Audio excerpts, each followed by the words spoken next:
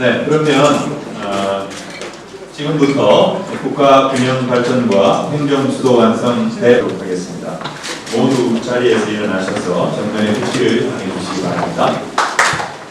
오기현 의원님 오셨습니다.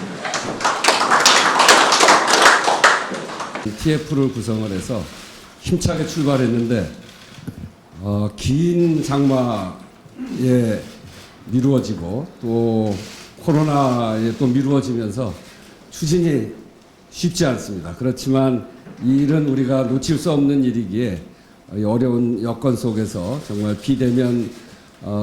비대면을 다 해야 되는 거 아닌가 하는 생각을 갖고 있습니다만 최소한의 분들을 모시고 이렇게 토론회를 하게 됐습니다. 오늘 이렇게 참석해 주신 여러분들께 감사의 말씀 드리면서 행정수도 완성은 수도권 과밀 해소 그리고 국가 균형 발전을 위한 새로운 100년을 위한 대전략의 시작입니다. 김대중 대통령의 1971년 대선 공약에서 시작해서 박정희 대통령의 임시행정수도 특별조치법을 거치고 다시 김대중, 노무현, 박근혜, 문재인으로 이어지는 50년 대역사의 마무리이기도 합니다. 따라서 행정수도 완성 추진에 여야도 없고 국가 균형 발전에는 당리당략이 있어서도 안 됩니다. 소설가 이호철이 서울은 만원이다 이렇게 말한 지 벌써 54년이 지나도록 여전히 서울은 만원입니다. 서울이 과밀화로 인해서 전국 최저 출산율, 전 세계 최저 출산 대도시가 되고 있을 때 전국의 97개 지자체가 소멸을 걱정해야 하는 정도로 대한민국은 영양 불균형 상태에 놓여 있습니다. 균형 발전은 대한민국의 생존 가능성을 위한 필연적 우리가 해야 될 일입니다. 균형 발전 전략은 지방에 대한 일방적 지원이 아닙니다.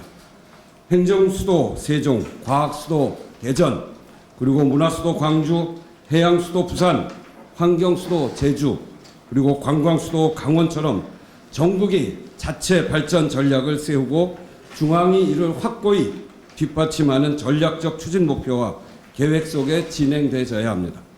추진단은 지방정부와 함께 발전 전략을 공유하고 대책 수립을 최우선 과제로 삼겠습니다. 더불어 추진단의 핵심 과제 중 하나는 글로벌 경제 수도인 서울의 위상을 확고히 하는 것입니다.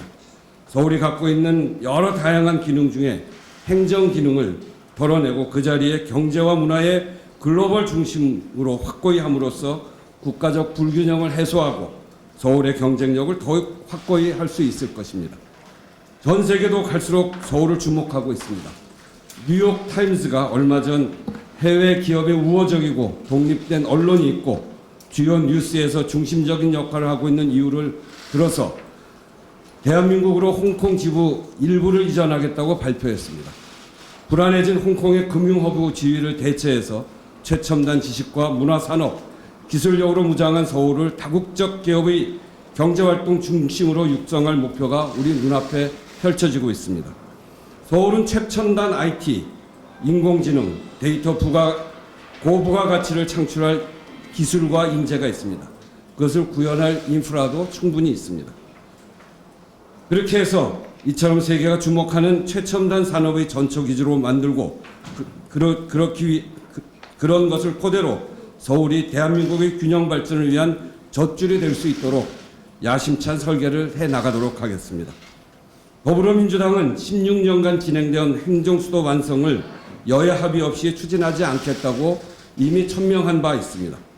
16년 전 행정수도 완성을 가로막는 표면적 이유는 관습 헌법이라고 하는 전대미문의 결정이지만 보다 근본적인 이유는 결국 국민적 갈등을 풀지 못했기 때문입니다.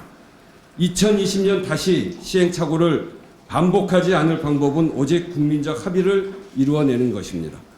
추진단은 국회 차원의 여야 특위를 구성해서 행정수도 완성을 위한 절차적 방법과 균형발전 전략에 대한 합의를 모색하는 것을 가장 중요한 원칙으로 삼고 있습니다. 이 원칙이 분명히 관철돼야 균형발전과 행정수도 완성을 이루어낼 수 있습니다. 그래서 다시 한번 야당에 촉구합니다. 수도권 과밀화 해소와 국가 균형 발전은 국가의 100년지 대계입니다. 그리고 행정수도의 완성으로 그 출발선을 삼아야 합니다. 이를 위해서 국회에서 여야가 합의하는 국회 특위를 만들어서 논의를 시작합시다.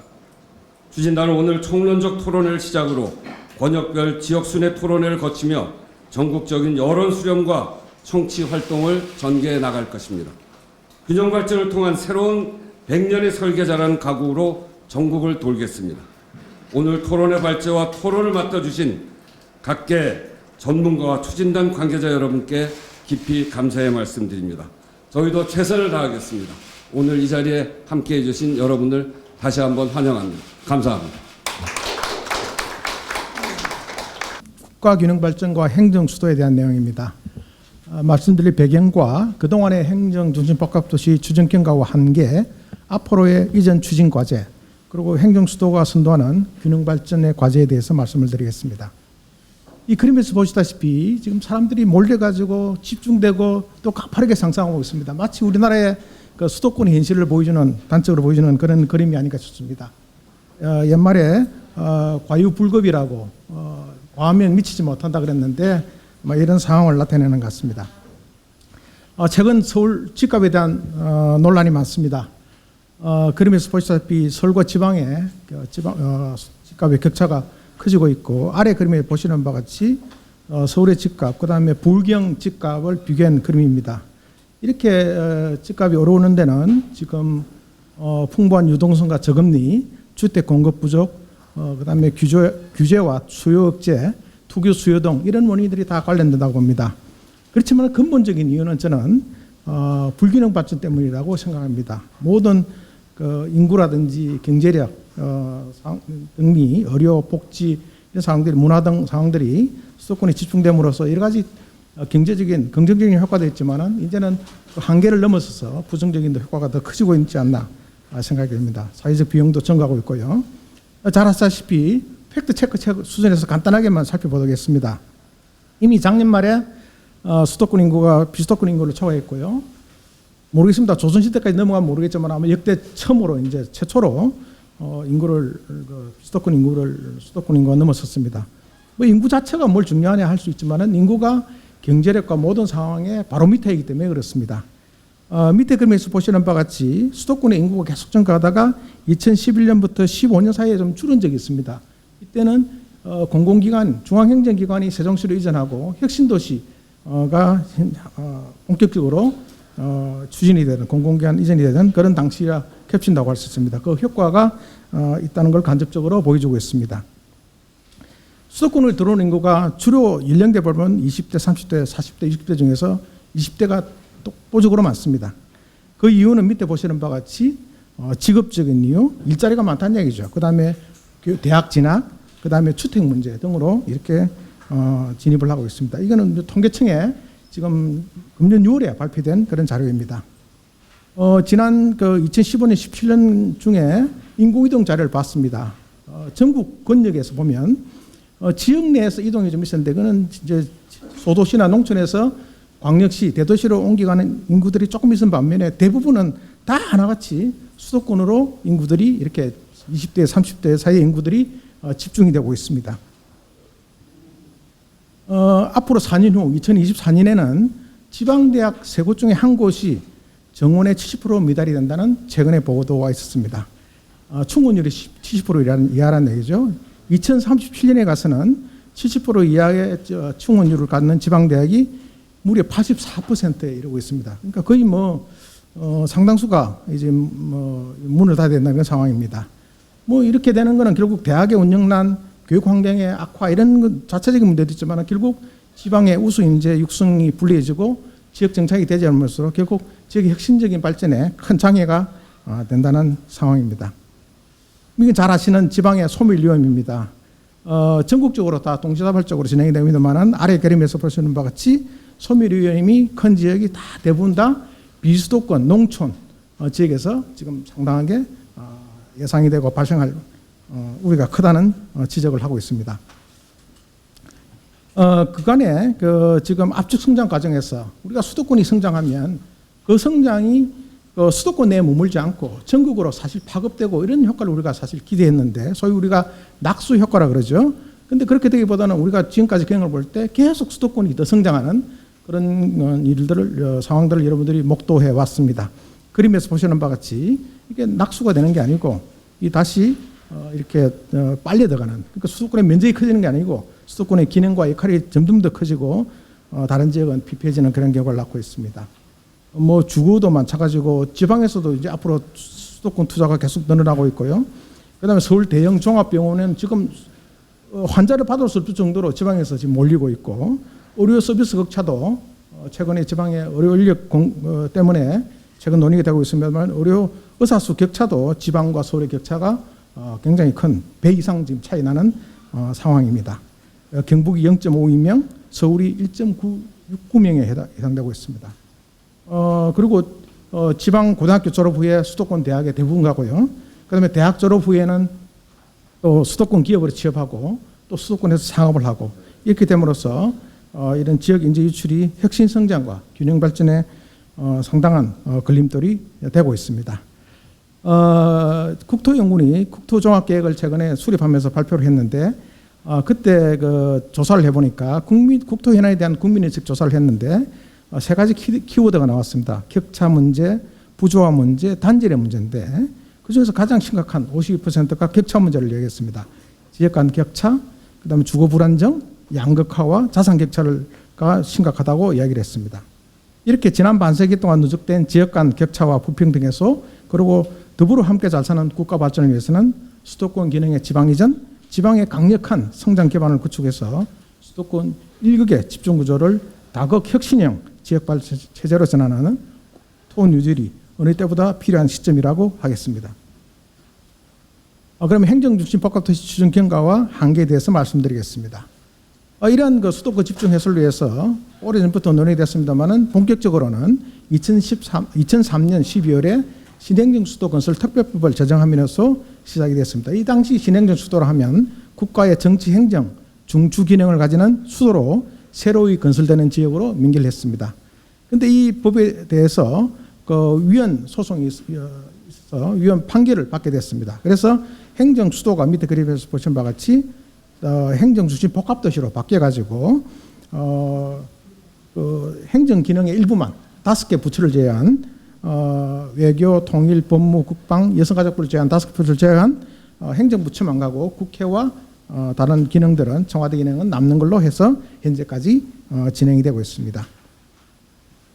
그 당시 그 위원회에 대한 내용을 잘 아시지만은 말씀드리면 밑에 박스에 보시는 바와 같이 우리나라는 헌법체인데 이 성문헌법 법률 규정에, 헌법 규정에 수도라는 규정이 없습니다. 그래서 헌재에서는 그 간섭법을 이용을 해서 우리나라 수도가 서울이라는 것은 우리 헌법 체계상 관습헌법 사항이기 때문에 이를 바꾸기 위해서는 헌법 개정의 절차를 거쳐야 되는데 국회 입법만으로는 수도 유전을 결정하는 것은 헌법에 위반된다고 해서 2004년 10월에 위헌 판결을 내리게 되었습니다.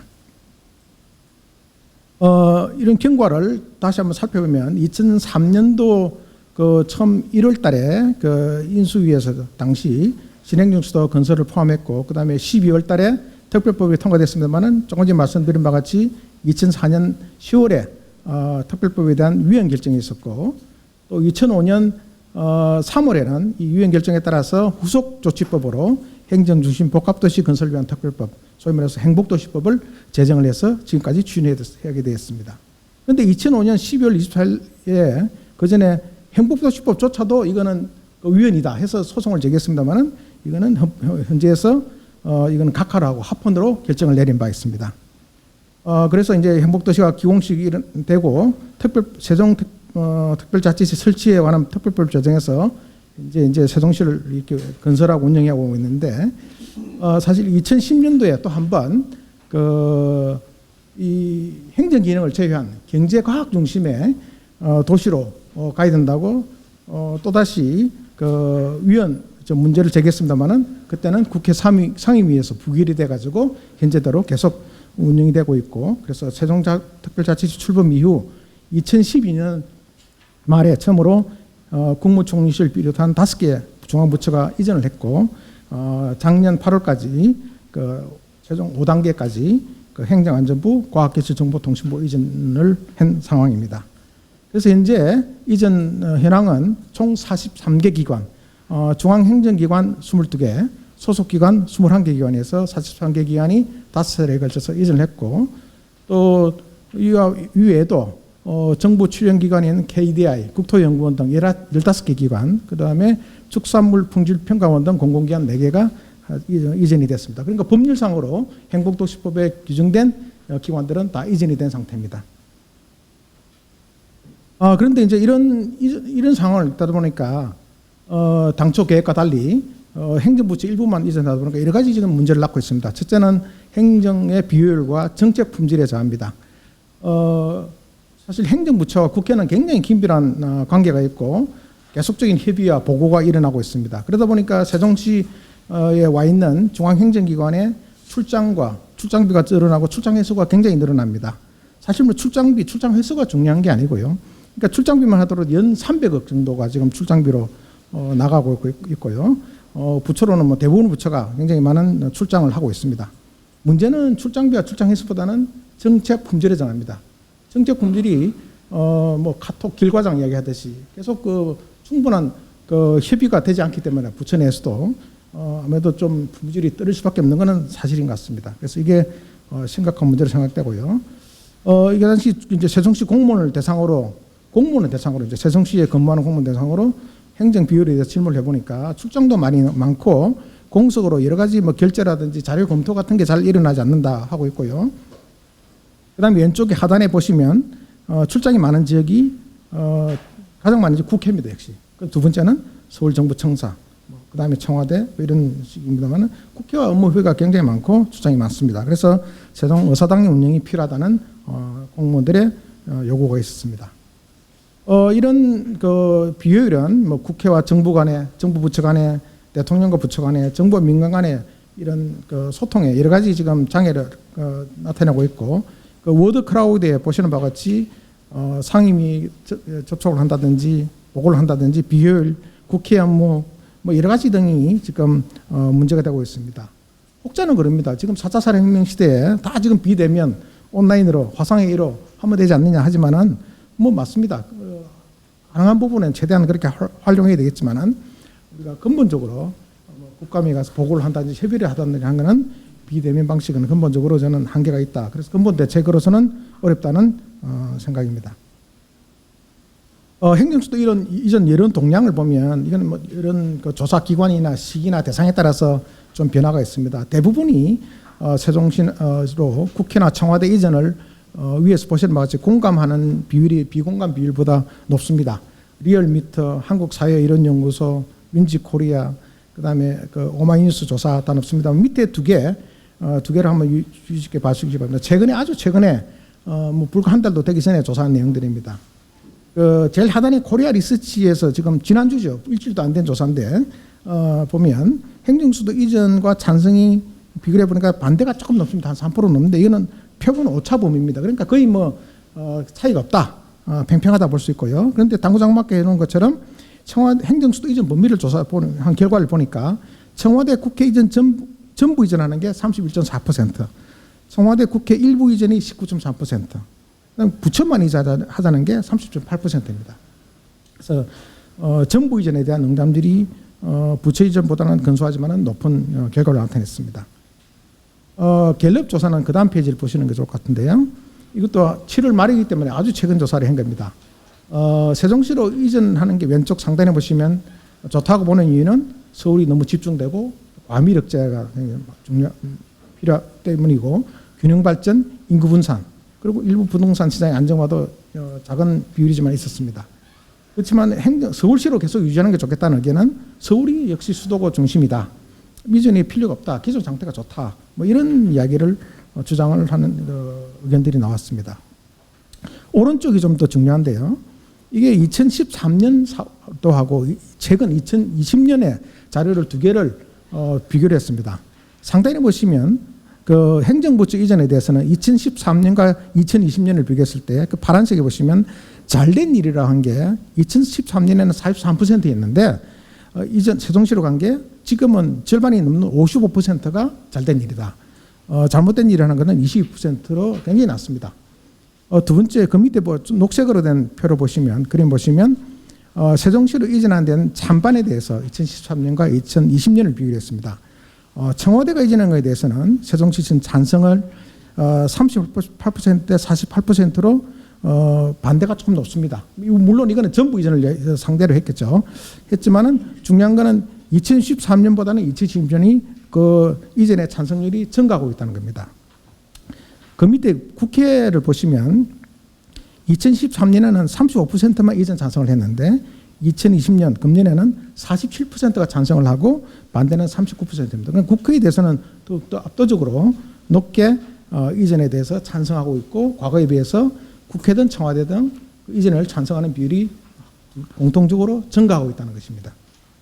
이거는 7월 말이기 때문에 아주 최근에 자료로 주의깊게 볼 필요가 있다고 봅니다. 요거는 2018년도 이제 중앙일보 보도 자료인데 이런 비율 때문에 좀 국회 당시 요거는 20대 국회죠. 20대 국회 의원님들한테 여쭤봤습니다. 그래서 29명 의원님 중에 162분의 의원님이 당시에 답변을 했는데 세종시 분원 설치에 대해서 찬성이 굉장히 높고요. 또 국회 세종시 이전에 대해서도 상당히 높게 나왔습니다. 그 이유는 균형 발전과 업무 효율성 차원에서도 국회의원들도 20대 국회에 대해서도 대부분이 이렇게 찬성을 했습니다.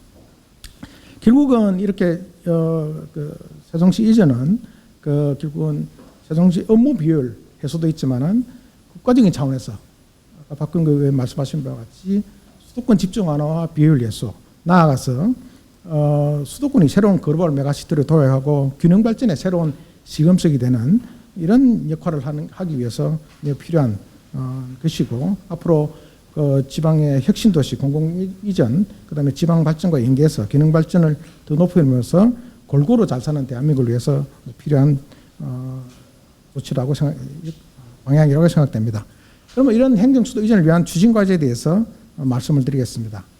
행정수도 이전을 하는 것은 결국 행정수도 이전을 통해서 국가 균형 발전을 선도하고 혁신적 포용 국가를 실현하기 위해서 결국 하는 것인데 행정수도에 어떻게 보면 위상의 복원이라 썼습니다. 이게 갑자기 놓은 게 아니고 사실 한 2003년도부터 1년 정도까지는 행정수도라는 게 그대로 유지가 됐고 위헌이 됐지만은 행정도시로 왔습니다만 이걸 다시 행정수도로 어떻게 보면 복원한다는 그런 의미도 있다고 하겠습니다. 그러면 행정수도 이전에 위한 추진 과제에 대해서 말씀드리겠습니다.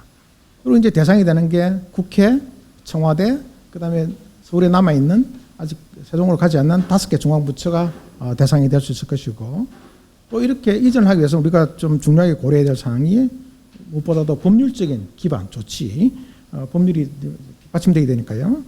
법률을 개정하거나 제정, 헌법을 개정하든 그런 조치가 뒤따라야 될 것이고 두 번째는 이전할 때 이전 기관의 각각의 고유의 기능 또 기관 간의 이런 기능, 상임위와 행정부처의 관계, 외기류와의 관계 등등 이런 부처 간의 관계를 우리가 봐야 될 것이고 세 번째는 이제 이전 방법, 그다음에 수도권 대책, 지방 발전, 그다음에 국민 공감대 이런 것들을 종합적으로 고려해서 이전의 방법과 시기 이런 대상들을 결정해야 되지 않나 싶습니다. 먼저 국회에 대해서 말씀을 드리면 국회가 주로 수행하는 기능이 예결산 업무, 국정감사, 법률안 검토, 재정, 그다음에 현안 보고 등 각종 기능들을 수행하고 있습니다. 이런 것들이 그림에서 보시는 것 같이 행정부처하고 상임위원회의 관계가 제일 높고요. 그다음에 예산개선특별위원회, 기타 국회 기관들하고도 간접적으로 관련들이 굉장히 높다고 하겠습니다. 따라서 국회를 이전할 경우 좀 협의로 생각할 때는 이라는 예결산과 국정감사 차원에서는 상임이라든지 예기비를 우선적으로 검토할 수 있고 좀 더 넓게 본다면 이게 예산정책처라든지 입법조사서를 포함해서 좀 더 범위를 키워서 이렇게 이전할 수 있다고 봅니다. 청와대는 이제 주로 집무실을 중심으로 일단 옮길 수도 있고 또 전체를 포함해서 옮길 수도 있는데 이것도 여러 가지 상황을 고려해서 결정할 수 있다고 합니다. 그 다음에 수도권 소재 중앙행정기관은 말씀드린 바와 같이 현재 행복도시법 16조에 외교, 통일, 법무, 국방, 여성가족부 5기관은 제하도록 되어 있습니다. 그리고 관련 소속기관도 있습니다. 그래서 아마 이 또 전체를 이전하든지 일부를 이전하면 아마 외교, 통일, 안보와 같은 대통령 외치와 관련된 부처는 보다는 관련되지 않는 부처를 우선적으로 예를 들면 법무, 여성가족부라든지 이런 부처를 우선적으로 고려할 수 있지 않나 생각이 됩니다. 이런 사항들을 이제 국회 행정기관 그다음에 청와대를 종합적으로 고려해 볼 때, 이전 대상을 고려해 볼 때 저희는 한 4개 정도 안으로 구분해 볼 수 있다고 봅니다. 1안에서 사안으로 갈수록 이전에 좀 난이도가 높고 이제 법적인 절차도 좀 많아지고 공공공대도 더 많이 받아야 되는 그런 상황인 것 같습니다. 1안은 세종시에 이제 이전돼 있는 중앙행정부처와 관련된 상임위원회가 11개입니다. 그래서 11개의 상임위원회를 우선적으로 옮기고 여기에 뭐 예결위까지 포함될 수 있겠죠.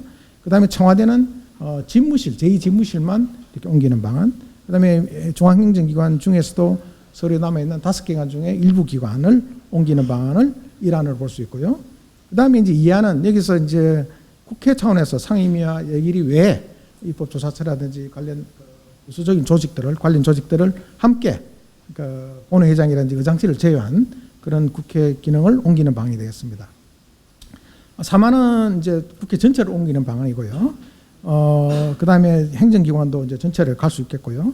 4안은 국회 전체, 청와대 전체, 미의전 행정기관 전체에 가는 방안. 그러니까 정말 이건 완성이 되는 그런 방안이 되겠습니다. 그래서 1안, 2안, 3안, 4안 이렇게 우리가 대안을 생각해 볼 수 있는데 우선적으로 뭐 2안, 3안 이런 내용들이 좀 검토될 수 있지 않나 생각이 됩니다.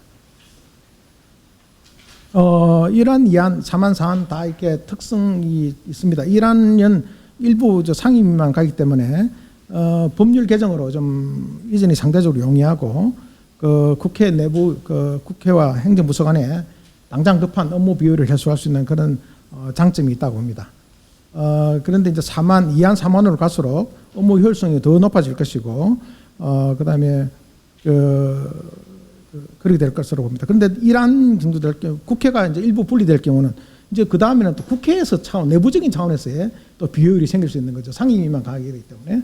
그래서 이제 2안과 3안으로 갈수록 국회 내부의 효율이 더 올라갈 수 있는 그런 안이라고 봅니다. 그래서 법적 절차 진행과 추진 속도 측면에서 보면 1안, 2안 그리고 업무의 행정 효율 그다음에 균형 발전 전체를 놓고 볼 때는 3안, 4안이 상대적으로 유리하다고 생각됩니다. 이런 이전을 위해서는 가장 중요한 게 이제 법적 근거를 마련하는 것인데 법률을 개정하거나 제정하는 것입니다. 상임위 이전과 관련해서는 국회 운영위 논의, 그다음에 뭐 특위 설치해서 공청회를 통해서 국회법을 개정하는 방법이 있고요. 또 현재 행정주시 복합도시 건설 특별법을 개정하거나 뭐 가칭 행정수도 이전 특별법을 제정할 또 검토할 수 있다고 봅니다. 다만 이 경우는 과거 위헌 사례가 있기 때문에 또 다시 물론 이걸 만들 때 이제 국회에 충분한 논의가 있어야 되겠죠. 여야 논의가 있어야 되겠지만은 그게 되더라도 앞으로 현재 새로운 판단이 따라야 되지 않을까 싶습니다. 그래서 현재 판례를 바꾸거나 두 번째 개헌은 아예 헌법을 개정하는 것이죠. 그래서 지난 2018년도에 대통령 개헌안으로 대한민국 수도에 관한 사항은 법률로 정한다 해서 대통령 발의의 개헌안으로 했습니다만 이게 무산됐습니다만 이렇게 할 수도 있고 또 대한민국 수도는 서울특별시 그다음 행정수도는 세종특별자치시로 한다 이런 식으로 표현해서 물론 다른 방식의 표현도 있겠지만은 개헌하는 방법도 있겠습니다. 물론 개헌을 하게 되면 공고도 해야 되고 국회 발의도 해야 되고 또 국회 의결도 해야 되고 국민투표도 해야 되는 이런 절차가 있습니다. 그래서 특별법 제정을 통해서 이렇게 논의를 하고 다시 현재 판단을 받는 것도 한 방법이지 않을까 생각됩니다. 그럼 가장 중요한 이제 세종시 또 국회 이전이 되면 세종의사당도 설치를 해야 되는데 여기는 현재 금년 6월달 홍성국 의원님이 발의를 해서 세종의사당 신설에 대한 법이 현재 국회에 상정되어 있는 상황입니다. 그래서 이제 세종시에 국회의사당을 둔다 이렇게 되어 있습니다. 그런데 이제 그럼 어떤 규모로 할 것이냐 이런 논란을 낼 수 있는데 앞으로 의사당의 건립 방식과 이런 내용들은 이전 대안과 연계해서 검토할 필요가 있다고 봅니다. 이제 국회 의사당 설치에 대해서는 기본 설계비가 이제 정부 예산에 반영이 되어 있는 상태입니다. 후보지는 세종 쪽에서 이제 마련한 걸로 알고 있습니다. 그래서 이런 식으로 이제 이전이 되면 앞으로 국가적으로도 변화가 있지만 세종시에도 많은 변화가 있다고 생각됩니다. 세종시가 그러면서 보시는 바와 같이 지금은 중앙행정기관 일부분만 가지는 행정도시도 있습니다만은 앞으로는 중앙행정기관이 일부 또는 전체, 대통령 집무실, 국회 일부 또는 전체가 되면 정말 행정수도로서의 어떤 좀 갖추어진 도시가 됨으로써 도시 서비스라든지 이런 도시 규모, 기능 내용들이 상당한 변화가 일어나지 않을까. 그래서 언론, 미디어, 각종 지원 서비스 이런 서비스도 일어날 것이고 국제 기능도 증가되는 그런 상황이 예상이 됩니다. 따라서 이런 행정 수도가 되기 위해서는 도시로서의 지금 현재 주민복합도시가 잘 계획이 되어 있습니다만 입지도 잘 정리되어 있고 앞으로 부지도 확보되어 있습니다만은 기능적으로 앞으로 더 업그레이드 되지 않을까. 그래서 국제적인 교류가 될 수 있도록 국제적인 연결, 국제공항과 연결 문제, 전국 주요지역과 연결되는 문제가 중요하다고 봅니다. 뭐 KTX로 다 간다 그러지만은 현재 부산에서 그 서울 그냥 바로 KTX 타고 오는 시간이나 그 오송에서 내려가지고 또 시내로 들어가는 시간이라 오히려 오송에 가는 시간이 더 길다고 그럽니다. 실질적으로. 그래서 그런 것들까지 고려해서 전국적으로 직접적으로 연계될 수 있는 그런 네트워크를 재정비할 필요가 있고요. 또 행정수도에 걸맞는 도시 기능을 갖출 수 있도록 해줘야 되고, 그 다음에 토지 경력도 만들어야 된다고 보고요. 또 도시 세종시를 중심으로 해서 지금까지는 사실 세종시 중심의 발전을 해왔습니다만은 그래서 대전, 충청과의 조금 더 협력적인 연계되는 발전을 상생하는 발전을 할 필요가 있다고 봅니다. 그래서 사실 보면 세종시의 중앙행정부처, 근데 이 건설, 경제, 산업, 환경, 농수산, 보건복지 굉장히 많은 분야의 중앙부처가 있고 또 출연기관, 연구기관도 국책연구원이 15개 관련되는 기관들이 있기 때문에 국가행정과 관련되는 굉장한 그 클러스터, 국제적인 연구와 교육, 행정, 대학 뭐 이런 식의 시너지가 굉장히 많은데 아직 발휘를 못하고 있는 상황입니다. 여기에 국회까지 가게 되면 상당한 그 세종시와 주변 지역의 인근 지역의 발전에 상당히 큰 힘이 되지 않을까 생각됩니다. 또 앞으로 이런 기능에 맞게끔 행정수도의 의상에 맞게끔 자치행정권이나 자치재정권에 대한 강화도 필요하다고 생각됩니다. 그러면 이런 행정수도에만 그칠 게 아니고 앞으로 이제 중요한 거는 아까 인사말에서 말씀해 주셨지만은 행정수도 이전은 결국 제일 밑에 있는 바와 같이 행정수도 세종시의 발전에 그칠 게 아니고 전국이 상생하는 국토 체제로 국가 기능 발전을 실천하는 게 매우 중요하다고 봅니다. 그래서 수도권은 수도서를 포함하는 수도권은 글로벌 경제 문화 허브로 재도약하고 다시 더욱 발전하고 또 수도권 집중 완화에 대한 주거난이라든지 혼잡 등 비효율을 개선하고 질적 발전을 할 수 있는 그런 획기적인 전환점으로 활용할 필요가 있다. 그리고 비수도권은 세종시와 충청권을 비롯한 행정과학기술의 첨단 단지로 전환을 하고 거점대, 공공기관, 미래신산업의 메가시티로 이렇게 경제권으로 도약함으로써 균형 발전으로 획기적으로 바꾸는, 물론 이런 것들이 자연적으로 되는 게 아니고 행정시도과 함께 균형 발전의 어떤 전환점이 되도록 모멘텀이 되도록 할 필요가 있다는 것입니다. 그래서 이런 메가시티 기반의 국토 뉴딜을 좀 해야 된다. 지금은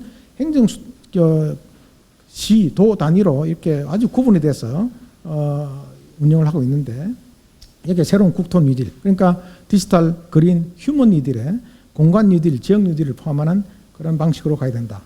이등과 함께. 그래서 이 방식은 뭐냐? 그러면 공간적인 차원에서는 국토 일극 중심의 체제를 다극 체제로, 협력 체제로 전환을 하고, 다극 체제로 전환한다는 것은 시도를 연계한 규모의 경제, 집중의 경제, 플러스 네트워크의 경제와 융복합의 경제가 일어날 수 있도록 바꿔주고, 그래서 이런 그 메가시티권이 지역의 혁신과 포용 성장의 플랫폼이 되어야 된다. 단순히 뭐 프로젝트만 하는 게 아니고 지속적인 혁신이 일어날 수 있는 기반이 되도록 해야 된다. 그러면 이런 그 행정구역을 넘어서는 초강력 혁신 클러스터, 그러니까 연구개발, 창업, 그린, 재난 예방 이런 것들이 지금 뭐 행정수도 관계없이 뭐 행정구역과 관계없이 일어나고 있기 때문에 문화관광도 마찬가지고요. 이런 네트워킹들을 활발히 할 필요가 있다. 그러니까 관광만 하더라도 남해안 전체가 관광벨트지 뭐 경남, 부산만의 관광이 아니지 않습니까? 그래서 이런 식의 각 분야에서 공동협력과 프로젝트를 통해서 혁신 성장을 해야 되고, 이를 위해서는 메가시티 단위의 대학, 공공기관, 연구소 등의 협력이 필요하고 그 안에서 농어촌의 또 활성화 대책도 만들어 나갈 필요가 있고 그에 맞는 재정, 거버넌스 시스템도 필요하다고 생각됩니다.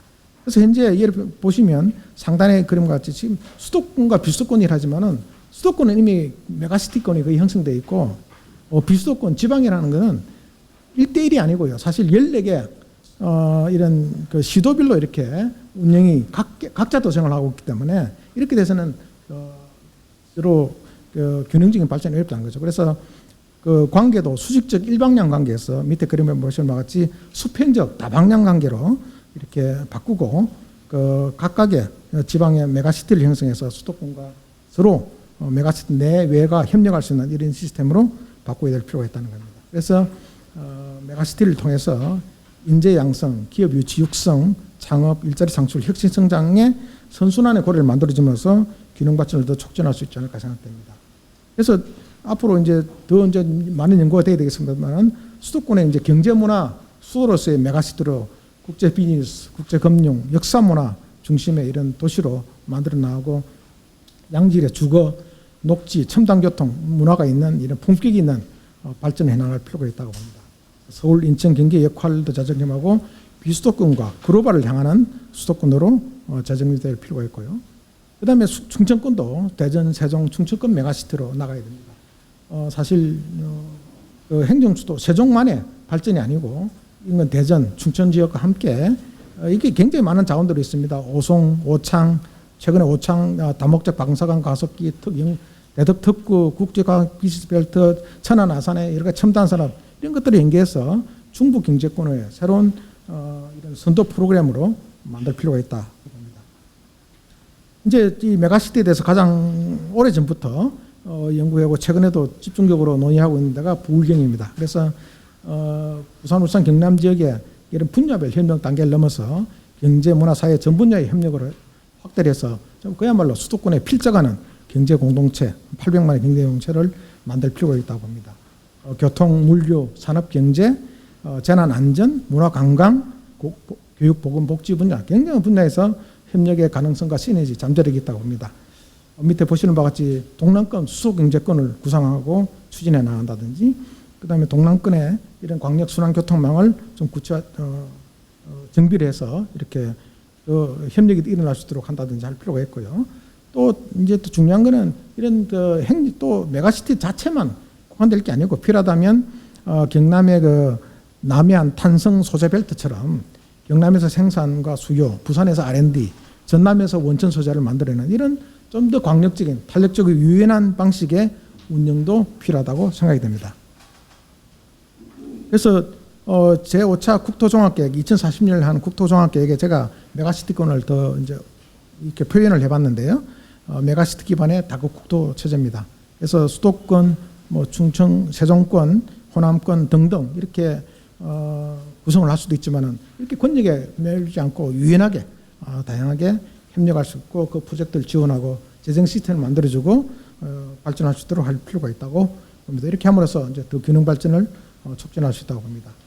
결론적으로 말씀드려서 행정수도 이전과 균형 발전이 매우 중요한데 행정수도를 위해서는 국민 공감대를 바탕, 국회 논의를 바탕으로 해서 입법 행정 기능의 이전을 위한 대안의 선정, 법제도 절차를 추진하고 이전 계획을 수립하고 실천해 나가는 것이 앞으로 중요하다고 봅니다. 그리고 이걸 바탕으로 여기에만 그치지 않고 글로벌 메가시티 수도권 형성 등 국토의 다각 발전 체제를 구축하고 우속적인 공공기관 이전, 그다음에 지역 혁신 프로그램을 강화한다든지 자치 분권을 실현함으로써 행정수 이전과 국가 균형 발전을 촉진할 필요가 있다고 봅니다. 감사합니다. 한편으로는 좀 걱정도 되지만 그래도 이렇게 많은 의원님들과 함께 여러 언론인 여러분들과 함께 이 국가직 대계를 논의할 수 있는 첫 토론회가 시작된 점을 진심으로 기쁘게 생각합니다. 여러분들 그 우원식 단장님 말씀 들으면서 또 미리 배포해드린 자료집을 보면서 느끼시는 점이 아마 있을 겁니다. 세종이라는 언급을 우원식 단장님께서 한 번도 하지 않았습니다. 그리고 이 자료집에 보면 세종시라는 말이 없습니다. 우리 이해찬 대표님을 포함해서 김태년 원내대표님, 여러분들 또 우리 오늘 김동주 전 원장님, 또 진정원 교수님, 또 존경하는 우리 정순관 전 위원장님 포함해서 여러 패널 선생님들이 많은 말씀을 하고 계신데 핵심은 국가입니다. 세종이 아니고요. 그리고 서울입니다. 그러니까 세종시 행정수도 완성을 위해서 우리가 이 위대한 출발을 한 것이 아닙니다. 서울공화국으로 언필칭 얘기되고 있는 수도권의 집중 그리고 국가의 균형 발전을 어떻게 할 거냐라는 차원에서 세종시 행정수도 완성이라는 부제가 저는 탄생을 했다고 생각을 합니다. 아무리 생각해도 김태년 원내대표께서 어느 표현에 의하면 느닷없이라고 했지만 그러나 그 원내대표 교섭단체 연설에서 행정수도 완성이라는 이 주제를 꺼내든 것은 참으로 잘한 일이다. 논의를 하면 할수록 연구를 하면 할수록 이 주제가 갖는 무게와 위대함에 저는 정말로 제 모골이 송연할 정도입니다. 이 일정을 이 위대한 여정을 어떤 난관이 있더라도 저는 좌절하지 않았으면 좋겠다는 생각을 합니다. 정말로 서울을 어떤 규모의 인구, 어떤 산업적 인프라를 갖고 있는 서울을 진짜로 고민할 때가 되지 않았나. 그 고민 속에서 세종시 행정수도 완성도 저는 가능하다고 생각합니다. 수도권 주민들이 반대하면 이루기 어렵습니다. 그러나 저희들이 차분히 준비하고 설득하고 대안을 제시하면 수도권에 존경하는 서울 주민들이 우리의 긴 여정에 박수를 보내줄 거라고 생각합니다. 오늘 토론회가 그 시금석이 되는 멋진 토론회로 자리매김하기를 진심으로 빌겠습니다. 고맙습니다.